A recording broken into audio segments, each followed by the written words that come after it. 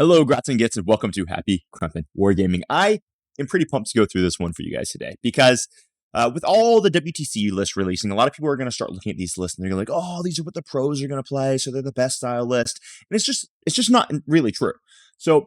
But there are going to be some really good lists there that's going to really help you with your own list building to transfer towards singles. Because just remember, guys, please, there is a big difference between a teams list and a singles list.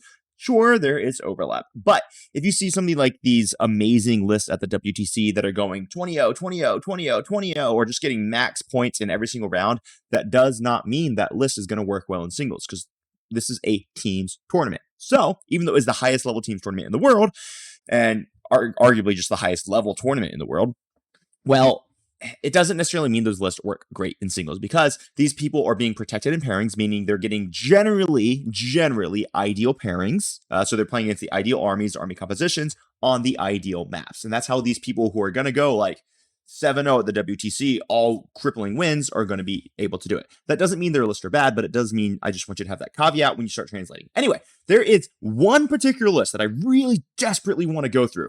I've got three I'm going to talk about today. One list is just freaking awesome, and it's a great example of how you can really skew in teams to actually just do great work.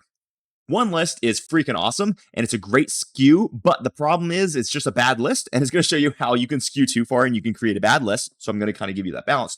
And then the third list is the World Eaters list, which I'm absolutely going to go through, which is a beautiful example of a creative, out-of-the-box thinking list that is just going to take the world by storm, because it looks like it's a piece of crap, but it's not. Anyway, that's going to be the third one, but you got to talk, I got to talk about all three of these lists because they're all freaking awesome. So let's get right into it. So basically, I kind of did this slide in my intro, but I wanted to show you this really cool picture of, I think that is going to be Marnius just ripping the head off of Kaiton. So anyway, so all these lists are really, really cool. So let's just jump right into it. So the first list I want to go over is the Chaos Demon Spam, Greater Demon Spam from Malta. Now, this list is just awesome because it's just awesome.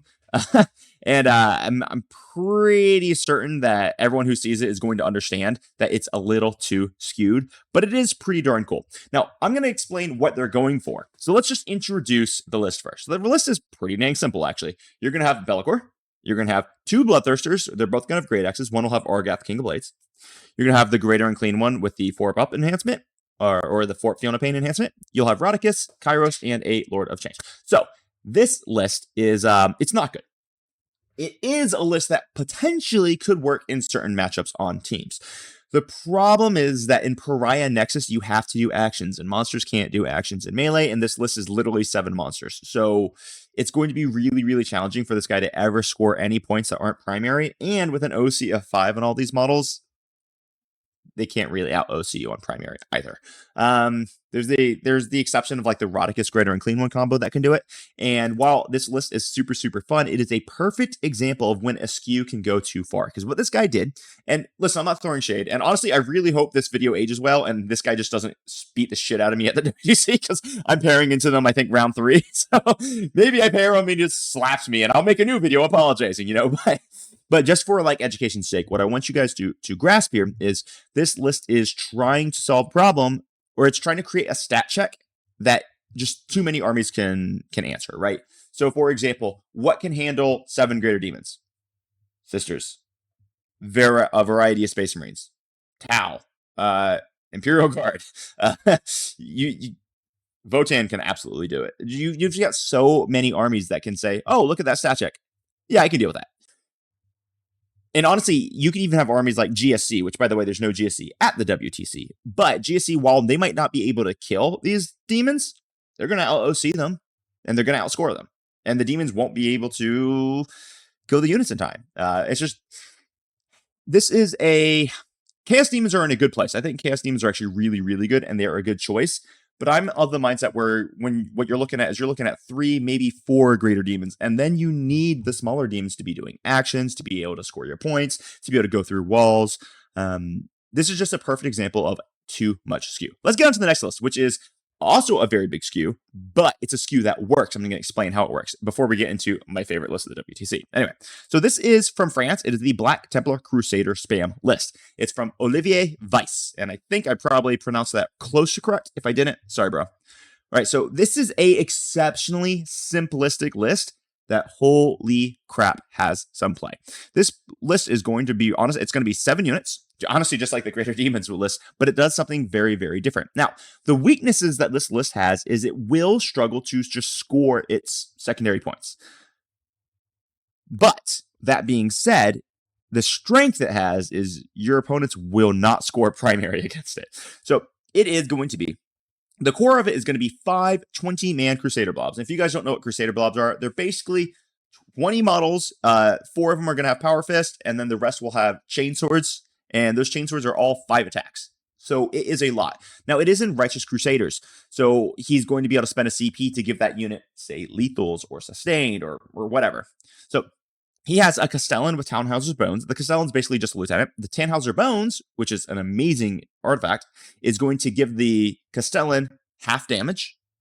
And in addition to that, it's going to give the entire unit a 5-up Fiona Pain if you choose the Fiona Pain Vow, which you're 100% always going to choose the Fiona Pain Vow as the Black Templars. So that unit becomes actually very challenging to kill. Then he's got a Chaplain. That's going to go with one of the bricks, and that brick is just going to be at +1 to wound, which is awesome. Then he's going to have Grimaldus. And Grimaldus, he gives the ability to reroll all hit rolls innately to the unit that he's leading. And then every single turn, he gets to choose one of 3 buffs, which is going to be either +1 AP, Advance and Charge, or a 5-up Fiona Pain. You can pretty much guess it's always going to be a 5-up Fiona Pain. So he's going to have these 2 huge bricks that all have a 3-up arm save. They're going to have your availability of Armor of Contempt, and they're going to have a 5-up Fiona Pain. These units become very, very challenging to chew through in any meaningful way. Oh, and by the way, they all have OC2. So this is a stunning amount of OC and primary control.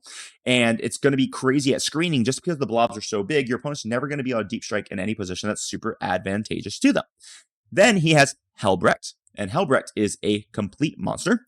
Because remember, one of the things that Helbrecht does is he gives his units crits on 5s. Now, where do you think Helbrecht's going? Well, he's 100%, well, maybe not 100%, but chances are very high he's typically going to go in the same unit as the Castellan with Tannhauser's Bones, because the Castellan gives lethal hits. It also gives the fallback and charge ability to the unit. So that entire 20-man blob is going to be getting lethal hits on 5s because it's going to stack with Helbrecht's ability to give them crits on 5s. It is gross, especially when you spend 1 CP to give that Crusader brick sustained hits. So they're getting sustained, and it is a shocking amount of damage, and it's all going to be at +1 strength. So Helbrecht becomes very, very critical in this army. Then you've got 1 lieutenant with combi weapon. This guy is, 8 units, not 7 units. This guy is a lone up, and he's just going to be trying to scrape, and he's going to be screening, and he's going to be blocking out infiltration, and he's going to do his best to try to just score a few secondary points for the Black Templars player, followed up by 2x5 scouts. These are also going to be scoring secondaries. That is the entire purpose of them. So essentially what I think this list is going to be doing, it's going to leave a 20-man blob on the home field on the missions that need the home field. On the missions that don't need the home field, they'll go out. He's going to drop 2 blobs that have a 5-up Fiona Pain in the middle of nowhere, and then he's going to have the other blob just flexibly going into gumming things up. This is a very hard-hitting list that's going to be very challenging to deal with. It's got a little bit of a weakness against armies that have a ton of blast, but even still, with a 3-up arm save, there's going to be cover everywhere, and they're going to have the 5-up Fiona Pain and Armor Contempt on top of everything. This army's not easy to chew through, and it's going to cause a lot of problems. So this is an example of how to skew correctly. Now, we're going to get right into my favorite list of the tournament that I've seen. This is the World Eaters Terminator Spam. Now, this comes from Dean Sinbeck. He also runs a YouTube channel called Blog for the Blood God, so big shout out to this guy. Now, hopefully none of these guys in this video, by the way, are going to be upset with me for spoiling the list. I mean, I'm sure they don't want me to spoil their list, but whatever, they made cool lists. I'm going to talk about it. And hopefully we can get Dean to come on the channel after the WTC, because I'm sure he doesn't want to reveal his secrets before the WTC. But hopefully we can get him to come on the channel afterwards, and we can kind of talk through how the list works. So when I was initially going through the list of the armies in my pod, because if you guys know, I'm on Team Norway, and we're going to be playing against Australia in the pod phase, when Dean would be the captain of Team Australia. So we're going through these lists, and we see this list that says 3x10 Terminators. And I was like, oh, that's really scary. And then I realized, oh, there's no Angron, and there's no Lord Invocatus. Oh, this list sucks. It's bad. And so did everyone else, by the way. Like, everyone else I spoke about it just sees this list, and they go, dude, that sucks. Like, that's just not a good list. But then I played it. I played as it because I wanted to understand it. And we had some other people who were a little bit curious as well. So I ran it several times. And let me tell you, this list has absolute genius. put into it. It is a very good list. I do not think that this list is necessarily better than Anthony Vanilla's style list, where they're taking, the Invocatus and the Angron, the X-Bound, you got the MOE, you got Karn. So I don't necessarily think this list is better than that style list, but it does a very different thing. And this is just a beautiful example of list writing, because when I look at this list, I go, okay, cool. We have 3x10 Terminators. All right, so it's kind of stat checking. It's going to say, okay, cool. Can you kill all of my Terminators? And since it's World Eaters, they can still kind of go fast. Well, my first thought is, holy crap, they don't have Angron, which is one of the best models in the game, so that sucks. That's just an error. And my second thought is, well, why don't you have Lord Invocatus? Because Lord Invocatus would give those Terminators a scout move, giving them a potential 18-inch turn 1 move, which is a big problem for a lot of armies, and it's going to force them to deploy very, very safely. And I think that's what a lot of people are going to be thinking about it, and they're going to say it is an error to not have Lord Invocatus in this list. However, after running this list several times in like practice games and things, let me explain to you that Lord Invocatus not being in this list is not an error. It is a conscious decision. So this is my opinion on how this list functions. So if you want to try it out on your own, just take what I'm saying right now as like an educated opinion, someone who has tried the list, who likes the list, who understands good bits of the list. But like I said, we're going to try to get Dean on to come on to come onto the channel after the WTC, and we'll see if we can interview him and get his thoughts as well. So here's my thoughts on this list. What this list wants to do is it's effectively playing Red Custodes, right? So all these Terminator blobs, your opponents know that you're playing World Eaters, so they're going to do one of two things. Well, there's three options, but they're going to do one of two things when they're deploying against this army. They are going to say, all right, he's World Eaters, he's got crazy threat range turn 1, so I'm going to deploy pretty far back so he can't get to me. At which point, this particular list running 3x10 Terminators is super, super happy because they just get to advance and stage in ruins at a very, very comfortable very comfortable places. And then they're super, super pumped because those Terminators are actually a lot harder to kill than most World Eaters are. They're so much harder to kill than World Eaters in general, as a matter of fact, that it can really, really cause a lot of problems for tons of armies that are extremely killy. Because all the Terminators, T5, 3 wounds, 4 invuln, and you're basically always going to be giving them a 6-up Field of Pain with your Blessings of Corn. So that was option number 1. Now, option number 2, your opponent is going to look at the list and be like, oh, okay, they're Terminators. They don't have the 22-inch threat turn 1, and they're going to be silly, and they are going to not respect how fast this list can still run. And they're going to deploy too far up, too close to the line. And then they're going to find out that Terminators, when they can go not 5 inches, but 13 inches, because they're going to take that +2 to move ability, and they're going to give themselves advance of charge, remembering that World Eaters have the ability to auto-advance 6 for 1 CP. That person's going to find out real quick that you shouldn't deploy aggressively against this army. So this army has the ability to go aggressive if it needs to, but it also likes to play on the fact that your opponents know World Eaters and don't want to allow you to be aggressive. So this army is made for a turn 3 charge. It is made to get onto the objectives, to get into the safe staging points, to allow your opponents to score maybe 1 or to score just a little bit. And then in turn 3, it's made to dominate everything. And it does that very, very well. These 8-bound are just there for buffing. These Terminators are, oh my gosh, they actually get a lot better when they lose 1 model. Now, I particularly hate the Terminator's ability, which is they get +1 to hit when they are under starting strength, or they get +1 to wound when they are under half strength. I kind of hate that ability. But when you stack it with the rest of the World Eaters rules, so you can give them sustain, you can give them lethal hits, you can give them, you can give them +1 to wound for a CP. They become pretty killy. The big criticism of the Terminator bricks is that they are not as killy as the rest of the World Eaters roster. So for example, it's cost 360 points for a 10-man unit of Terminators, and they do not hit like a 360-point unit. They only hit like a 200-point unit. However, that's all they need to hit like. They only need to be able to hit like a 200-point unit because they survive by so much more than what the rest of the World Eaters army typically does. This is going to cause massive play errors for the opponents who are going into it and the opponents who are disrespecting of it, of which there are many. So, guys, try this list out. Trust me on this. If you try it out, what I want you to keep in your brain is that your goal is not to charge turn 1. It's not even to charge turn 2. Maybe if they go really aggressive, maybe you do go turn 2. But this is a turn 3 list, and it's going to be causing a lot of problems. Remember, Terminators only move 5 unless they move 13. Which is a really big deal. So basically, he's always going to start 2 Terminators on the battlefield, and one's going to be in Deep Strike for that sweet, sweet rapid ingress, which causes tons of problems for a lot of armies. So that is how I think this list functions. It's how it's functioned since I've been playing it, and holy crap, it can get some serious wins out there.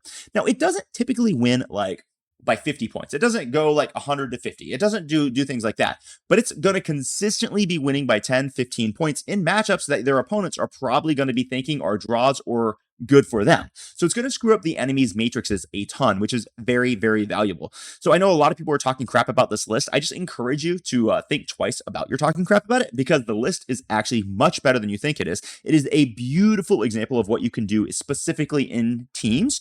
I don't particularly like this in singles, although it probably has some play. I would alter it a little bit in singles, but in teams, this is how you make a weird list that has a very specific purpose that your opponents will always underestimate, because they're going to play against it like it's a typical war leader list, or they're going to just say, oh, it's a crappy list. And both times it's going to ruin them. So hats off to you, Dean. You did a good job.